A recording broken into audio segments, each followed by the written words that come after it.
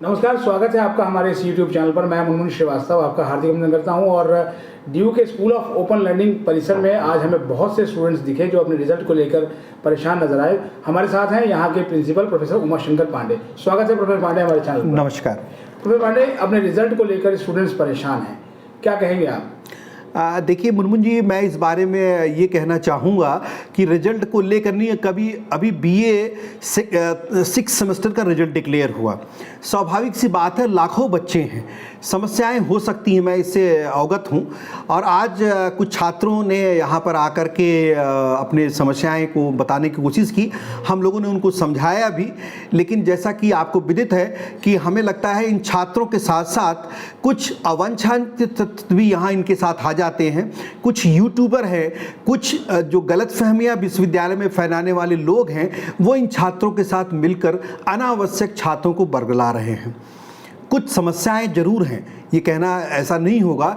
परीक्षा है तो स्वाभाविक रूप से बच्चे पास भी होंगे, फेल भी होंगे। ये कह पाना कि सभी के सभी पास हो जाएंगे, दिल्ली विश्वविद्यालय के इतिहास में शायद ये संभव नहीं रहा होगा।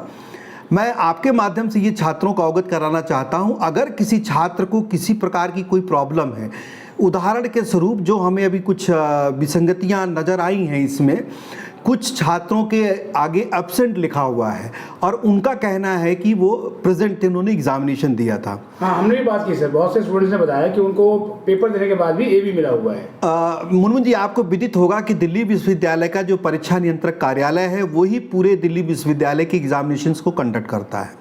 अगर छात्र ने किसी कॉलेज में दिल्ली विश्वविद्यालय की एग्जामिनेशन दिया होगा तो प्रक्रिया ये है कि वहाँ से एक सर्टिफिकेट जहाँ पर उनकी वो प्रेजेंस शो की गई होगी, वो लगा करके यूनिवर्सिटी को देना होता है और यूनिवर्सिटी बहुत जल्दी उस रिजल्ट को ठीक कर देती है। ऐसी कुछ संख्या हो सकती है कि चूँकि बच्चे लाखों में हैं तो कभी कभी दिखने में ज़्यादा लगता है। दूसरी समस्या जो इस समय मेजर आ रही है, कई छात्रों में क्रेडिट के नाम पर 0 शो हो रहा है। हमने छात्रों को पहले भी बताने की कोशिश की और आज विश्वविद्यालय में कई जगह पर हमने नोटिस भी लगाया, ये 0 क्रेडिट है, 0 मार्क्स नहीं। अगर किसी पर्टिकुलर सब्जेक्ट में आपने पासिंग क्राइटेरिया, जो पासिंग मार्क्स है 30% या 40%, उससे कम नंबर आए हैं आपके, तो आपके उस कॉलम में 0 क्रेडिट शो होता है। तो छात्रों से अनुरोध है कि उस केस में अगर आपको लगता है कि आपने पेपर को अच्छे तरीके से किया है तो आप रीवैल्यूएशन के लिए फॉर्म भर सकते हैं। यहाँ एक चीज़ मैं बताना चाहूँगा, विश्वविद्यालय रीवैल्यूएशन के लिए फ़ीस ज़रूर चार्ज करता है, लेकिन अगर छात्र उस पेपर में पास हो जाता है तो वो फ़ीस उनको वापस कर दी जाती है। तो मुझे लगता है छात्रों को इस विकल्प का भी इस्तेमाल करना चाहिए। लेकिन सर, जो है वो स्टूडेंट्स के मन में एक डर है कि वो ठीक है, वो रिवैल्यूएशन के लिए अप्लाई करें, लेकिन रिजल्ट आने में फिर टाइम लगेगा, उनको आगे कॉम्पिटिटिव एग्जाम्स में जाना है, जॉब के लिए अप्लाई करना है, कैसे कर पाएंगे सर? मैं इस बारे में इतना कहना चाहूँगा मुनमुन जी, विश्वविद्यालय बहुत सेंसिटिवली काम करता है। ऐसा नहीं कि रिजल्ट निकालने में देरी जानबूझकर होती है। आपको मैंने पहले भी आपके इंटरव्यू में प्रक्रिया के बारे में बताया था। विश्वविद्यालय में एक साथ क्लासें भी चल रही हैं, इवैल्यूएशन भी हो रहा है और एक्टिविटी भी होती हैं। कोशिश ये होती है कि विश्वविद्यालय टाइमली रिजल्ट लोगों को दे पाए।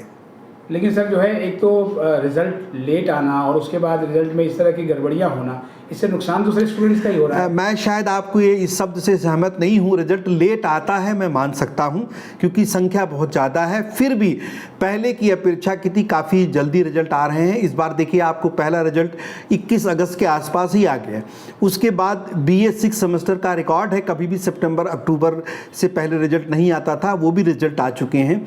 विसंगतियाँ हो सकती हैं, इसको मैं गड़बड़ी के तौर पर नहीं कह जाऊँगा। विसंगतियाँ, अब अगर एग्जामिनेशन दिया है तो अब ये कमेंट कर पाना मुश्किल है कि छात्र क्यों उत्तीर्ण नहीं हो। सर, जो सबसे मेजर समस्या स्टूडेंट्स की मार्कशीट में देखने को मिल रही है, वो जो है पास होने के बाद भी मेन ओपी की एक समस्या आई है।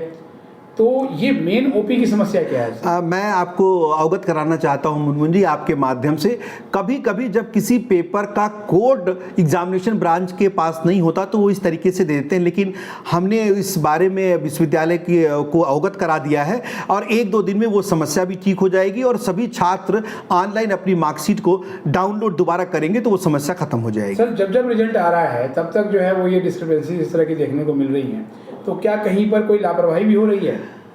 मैं इसको लापरवाही नहीं कहूँगा, लेकिन आपका टेक्नोलॉजी के ज़माने में छोटी मोटी चीज़ें होती रहती हैं, और जैसा कि बताया हमने कि एग्जामिनेशन ब्रांच इन सब चीज़ों को बहुत ध्यान से देख रहा है, और मुझे लगता है इन सभी विसंगतियों को बहुत जल्दी दूर कर लेंगे। बहुत बहुत धन्यवाद से इस अपडेट के लिए। नमस्कार।